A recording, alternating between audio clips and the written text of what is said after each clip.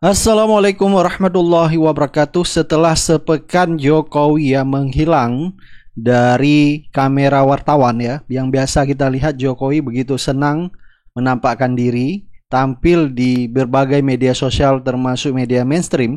Kali ini akhirnya Jokowi memunculkan diri di akun X-nya ya, dengan menampilkan foto lagi berliburan bersama cucunya ya, bermain. Coba kita lihat ya. Dengan menulis caption, senang dapat bermain bersama cucu di pantai saat liburan sekolah. Momen seperti ini sederhana tapi menyegarkan pikiran dan menenangkan hati. Nah, kalau kita lihat ya, di kolom komentar, netizen akhirnya membongkar bahwa foto yang ditampilkan Jokowi ini ternyata foto editan ya. Lagi netizen membongkar ya kebohongan Jokowi ya. Coba kita lihat komentar netizen ya. Ada komentar dari Opposite 6890. Pakai kamera apa mul? Sejernih itu hasilnya? Sampean emang di Bali, tempat lain. Nah, jadi ada akun Opposite 6890 akhirnya membongkar ya. Pakai kamera apa itu mul? Jadi dia menanyakan, sejernih itu hasilnya sampean emang di Bali atau tempat lain? Nah, menurut keterangannya ya, kesimpulan ini setelah dilakukan uji forensik foto Jokowi ya. Jadi kesimpulannya, foto ini sangat kuat indikasinya editan sosok pria dewasa yang tampak seperti Jokowi, kemungkinan ditambahkan di dalam foto asli anak-anak di pantai. Ini ditunjukkan oleh Ella. Highlight yang tidak alami di tubuhnya berbeda dengan anak-anak di latar. Jadi tujuan Jokowi ini ya, memposting fotonya di akun X-nya supaya selama ini masyarakat ya mempertanyakan kemana Jokowi, apakah memang berobat ya. Jadi kita sudah tahu kemarin dari Luhut Binsar Panjaitan kalau Jokowi memang lagi berobat ya. Ada yang bilang di Bali, di Denpasar Bali. Nah, untuk membungkam analisa-analisa dari netizen di sosial media ya, termasuk juga dari channel Bang Hersubeno Arif ya, yang menanyakan kemana Jokowi selama sepekan yang biasanya selalu tampil di kamera wartawan. Nah, ternyata akhirnya Jokowi memposting foto dirinya dan netizen membongkar itu adalah foto editan. Coba kita lihat ya komentar netizen lainnya. Ada komentar dari Oven Polback. Ini injir foto editan ternyata. Jadi kenapa dikatakan editan? Di sini kelihatan ya semacam bayangan ya di baju Jokowi. Seharusnya ini kan halus, ini kelihatan ada bayangannya ya. Nah, yang dimaksud oleh netizen yang ada bayang-bayangannya itu di kemeja warna putih itu ya, itu ada bayangan. Ini yang dimaksud oleh netizen, itu foto Jokowi itu diduga fotonya editan. Ada komentar dari netizen Bambit, kok kayak editan nah? Lihat pinggiran kemeja ada bayangan. Jadi di pinggiran kemeja ini ada bayangan seperti hasil di edit ya, di crop ya. Sehingga kelihatan kasar banget editannya. Dan ini bukan hanya dianalisa menggunakan mata ya, tetapi juga dianalisa pakai software Ella tadi yang diposting oleh akun Opposite. Nah, sampai juga netizen memposting, bukan Bapak berobat ke Bali ya Pak. Jadi kemarin kita sudah melihat pengakuan dari Luhut Binsar Panjaitan, Luhut jenguk Jokowi di Bali, semoga Tuhan angkat penyakit beliau. Nah, cukup banyak netizen yang mengomentari foto Jokowi yang mengatakan editan. Ini gambar ditempel atau editan ya Cor? Nah, netizen juga mengatakan aku zoom ada garis-garis. Jadi banyak sekali netizen meragukan bahwa foto yang diposting Jokowi di sosial media di akun X-nya yang mengatakan lagi bermain bersama cucunya di pantai. Jadi banyak netizen ini menduga bahwa foto Jokowi itu editan ya. Ada komentar dari Hafaz Neo, kayak foto editan Pak, tempelan. Nah, banyak juga netizen ya mempertanyakan kenapa Jokowi masih juga pakai baju putih itu ya. Kenapa tidak bisa move on dari baju kemeja warna putih? Kok juga di pantai pakai baju warna putih, sehingga mengundang kecurigaan netizen. Jangan-jangan memang ini foto editan gitu ya. Minangwara, sudah Pak, masyarakat udah muak dengan segala macam pencitraanmu, basi. Nah, kalau kita lihat Jokowi ini sangat berbeda sekali dengan mantan-mantan presiden lainnya, seperti SBY yang kita lihat ya. SBY menikmati masa pensiunnya sebagai mantan presiden dengan membuat lagu, dengan melukis ya. Bahkan SBY sekarang menciptakan lagu terbaru ya, dinyanyikan bersama artis-artis Indonesia.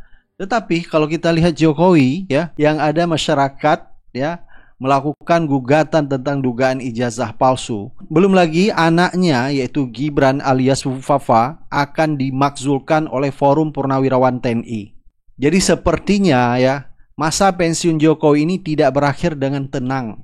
Belum lagi masalah-masalah yang dihadapi oleh Jokowi, yaitu dugaan korupsi oleh keluarganya maupun dia sendiri. Belum lagi ya rencana Jokowi di Pilpres 2029 supaya Gibran bisa maju menjadi calon presiden. Dengan penyakit kulit yang sekarang diderita Jokowi, seharusnya Jokowi menikmati masa pensiunnya ya. Dan Jokowi juga menjawab semua tuduhan-tuduhan tentang dugaan ijazah palsu, memperlihatkan ijazahnya supaya dia bisa menikmati masa pensiunnya. Nah, ini ada yang menarik ya dari pengakuan Rocky Gerung, di mana dulu Rocky Gerung ya di saat Jokowi mencalonkan diri menjadi Gubernur DKI Jakarta, Rocky Gerung sudah memberi analisanya tentang Jokowi bahwa seorang Jokowi itu adalah seorang pembohong ya. Jadi sebelum orang-orang lain sadar bahwa Jokowi pembohong, Rocky Gerung sudah menganalisa seorang Jokowi mulai dia menjadi wali kota Solo sampai dia menjadi seorang presiden. Jadi banyak analisa-analisa Rocky Gerung akhirnya ini terbongkar dan tidak terbantahkan ya. Coba kita lihat ini pengakuan Rocky Gerung di podcast Panji Pragiwaksono. Ya, satu waktu gue kasih kuliah di UNS, Universitas Negeri Surakarta. Waktu dia masih jadi wali kota. Gue lagi kasih kuliah, masuk notes di meja dosen gue. Bang, nanti selesai kuliah, kami mau bertemu, ada yang penting. Oke, gue anggap ini adalah dosen-dosen muda buat diskusi. Mana dosen tadi yang kirimin kartu belecin? Kami bukan dosen, Bang. Kami ingin bicara di angkringan Solo. Oke, udah mulai dugain ada sesuatu. Lalu gue duduk di pesan itu. Apa kalian? Ada pesan. Dari siapa? Dari Pak Rewang. Lo tau Pak Rewang siapa? Rewang itu adalah tahanan politik karena dituduh terlibat di G30S pada waktu itu. Karena Rewang ini adalah anggota termuda dari Politbiro PKI, CCPKI, Komite Sentral PKI. Dia adalah pemimpin pemuda rakyat. Ntar di Google ya. Rewang kemudian ditangkap, dipenjarakan 15 tahun mungkin di Pinang itu. Lalu dia keluar. Dia ada di Solo, udah bukan tahanan politik ketika Jokowi jadi pemimpin wali kota di situ. Pak Rewang mau ketemu Pak Rocky, tapi tiba-tiba Bapak Saki. Jadi kami ada muridnya Rewang. Apa yang kami mau terangkan? Ini kata Pak Rewang, kasih tahu Pak Rocky, jangan pernah percaya pada Jokowi. Saya ini pemimpin rakyat. Jokowi ngaku-ngaku rakyat. Dia bohong. Apa bohongnya? Dia kasih beberapa contoh. Jalan di Solo itu tidak boleh ada lubang. Terus karena itu lubang di malam hari, besok pagi udah tertutup. Tidak pakai APBN. Nelfon oligarki supaya pencitraan jalan. Apalagi teater yang dibikin Jokowi untuk memindahkan kaki lima. Mungkin 2-3 bulan itu. Jokowi nego terus supaya pedagang kaki lima itu mau dipindahkan itu. Di pendopo, pers datang tiap hari. Itu yang menyebabkan Jokowi kemudian dianggap sebagai pemimpin daerah yang berprestasi itu. Dijadiin model di cover story di Tempo. Mereka bilang ke gue begini, itu bohong semua Pak. Kenapa? Sebetulnya pedagang itu udah diselesaikan oleh oligarki. Under table transaction. Jadi itu pura-pura doang. Jokowi bahkan ingin supaya diperpanjang itu supaya pencitraan gue berhasil. Yang ngomong itu adalah pemimpin rakyat toko PKI. Wow. Jadi begitu gue tahu cerita itu, gue bilang ya udah nggak akan gue percaya. Jadi waktu datang, Rocky ini SMK kagak, gue nggak percaya, tipu itu pasti. Rocky ini kan nggak gue percaya. Karena gue punya pengalaman primer dengan kasus Jokowi di Solo, pencitraan panjang lebar. Ini yang ngomong adalah pesan dari seorang tokoh komunis yang ada pemimpin jelata namanya Rewang ini. Akhirnya itu jadi pola. Pencitraan itu ada jadi pola Jokowi kan, pencitraan terus-menerus. Jadi di awal gue udah tahu. Bagi saya, kenapa dulu kita begitu membela seorang Jokowi? Ya. Karena akhirnya kita membuktikan bahwa rakyat biasa pun bisa jadi presiden. Ya. Tidak hanya ketua partai, tidak hanya elit. Ya. Lah ternyata kemudian dia berubah jadi raja, Pak. Raja Jawa katanya Bahlil kan. Ya. Nah itu betul-betul meruntuhkan kepercayaan kita. Bahwa ternyata orang dari pinggir sungai ini kalau jadi kaya dendamnya minta ampun nih. Luar biasa. Ini sekali ya, drastis sekali. Di awal-awal kita tertipu lah. Wah, sepatu 100.000, baju 75.000. Luar biasa. Ternyata kemudian kita lihat keluarganya dengan segala macam perhiasan dan barang-barang branded. Luar biasa. Itu menurut saya dosa yang saya tidak bisa maafkan dari seorang Jokowi. Iya. Seorang rakyat biasa yang kita puja sedemikian rupa. Bertransformasi, berubah menjadi tanda kutip monster yang sangat mengerikan bagi saya ya. Iya. Itu jejak paling gelapnya kayaknya ditulis di sini tuh. Iya. Itu ada. Jadi ada ya. Ada tulisan ada bab kalau tidak salah 75 tahun Indonesia maju, anak maju menantu maju. Oh iya. Cakep. Saya menyebutnya ada black hole, ada lubang hitam yang diciptakan oleh pemerintahan Joko Widodo selama 10 tahun. Karena seluruh usaha-usaha menuju kepada demokrasi, menuju pada transparansi, menegakkan hukum, menjaga KPK supaya perform itu, menurut saya dihancurkan pada 10 tahun terakhir. Dan kita bisa lihat orang-orang itu siapa-siapa yang punya agenda seperti itu. Gitu ya. Jadi ini yang menurut saya mesti ada keberanian mengatakan bila kita mau tumbuh seperti yang dicita-citakan oleh Presiden sekarang, bila kita mau menuju pada Indonesia Emas, maka koreksi total pada black hole itu mesti dilakukan. Apa itu black hole-nya? Demokrasi kita mengalami kemunduran di masa Jokowi, Pak. Kita tidak pernah mendengar sebutan parcok. Parcok itu adanya di masa Pak Jokowi. Kita tidak pernah melihat bansos dibagi gila-gilaan. Adanya di masa Pak Jokowi itu. Kita tidak pernah ada KKN gila-gilaan. Mantu, mertua, keponakan, paman diorganisir untuk mencapai agenda pribadi. Hanya pada di masa Jokowi ini. Gitu. Jadi semua ini adalah lubang hitam dalam proses pertumbuhan bangsa yang harus kita tutup. dan tutupnya adalah dengan koleksi total. Dan sekarang ini kalau boleh dikatakan yang namanya ngomong etika, ngomong moral itu diketawain orang gitu. Mengapa? Karena top leadership-nya tidak mengatakan begitu gitu. Dan ketika proses dalam soal Gibran ini misalnya, kan terus-menerus menyampaikan kebohongan tapi sambil mengerjakan apa yang sebenarnya menjadi maksud kan. Dari sisi saya mengajar kepemimpinan. Kepemimpinan itu esensi utamanya kan sebenarnya keteladanan gitu. Ya. Dan itu yang tidak ada. Jadi bagaimana mungkin seorang pimpinan tertinggi negara terus-menerus melakukan kebohongan, mengerjakan sesuatu yang dikatakan tidak dikerjakan, tapi sebetulnya menuju ke sana gitu. Hasilnya ini semua. Dan menurut saya publik mesti dibangunkan keberaniannya untuk mempersoalkan ini. Bukan kita benci pada orang tertentu, tapi kita sayang pada bangsa. Karena kalau kita tidak naik dari lubang itu, kita akan makin terperosok. Nah, ini yang senang impor ini yang. Ups, sabar Baginda. Baginda Raja Mulyono, sabar ya. Niat Anda mau memenjarakan lawan politik Anda, tapi justru lawan politik Anda membuka aib Anda sendiri. Jadi gini ya Pak ya.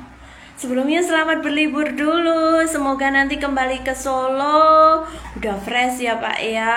Udah siap ketemu lagi dengan pendukung-pendukung Anda yang berwisata ke rumah Anda. Dan siap malu pastinya. Ups, salah, Anda kan nggak punya urat malu, nggak punya kemaluan. Ya kan, lupa saya. Jadi gini Pak Tom Lembong udah bebas tuh. Udah denger dong beritanya pasti. Pak Tom Lembong ternyata dapat perintah langsung dari Presiden Joko Widodo selaku Presiden ke-7. Selamat ya Pak ya. Akhirnya Pak Tom Lembong bebas Pak tanpa syarat. Harusnya dihadirkan dulu saksinya. Kenapa Bapak malah setiap kali ada persidangan jadi saksi Anda malah kabur Pak? Ini persidangannya Pak Tom Lembong Anda kabur ke Bali, katanya liburan sama cucu-cucu. Kemarin sidang ijazah Anda sendiri malah ngelayat ke Vatikan. Pak gini ya, seorang negarawan itu harus berjiwa besar, harus berjiwa patriotisme. Jangan berjiwa istilahnya kayak pengecut Pak. Sing punya sifat pengecut itu hanya curut. Ya Pak ya. Kan Anda tahu nih, seharusnya tahu dong. Anda kan seorang politikus juga katanya. Anda kan juga mantan presiden, harusnya berita-berita berseliweran itu kan datang gitu ya Pak ya. Info-info itu kan Anda punya sisik melek juga banyak, informan juga banyak, pas pampres banyak, harusnya ngasih tahu dong Pak. Oh Pak, besok Pak Tom Lembong mau sidang loh Pak. Ini Anda jadi saksinya loh Pak. Itu harusnya datang. Jangan malah liburan ya Pak. Liburan kan cucu-cucu punya mak bapak. Biarin mak bapaknya yang ngurus. Anda kok repot-repot ngomong butuh. Ya Pak ya. Kasih selamat dulu Pak ke Pak Tom Lembong. Jangan lupa kirim parcel kayak kue kayak buah kayak atau karangan bunga. Selamat Pak Tom Lembong gitu ya Pak ya. Anjay.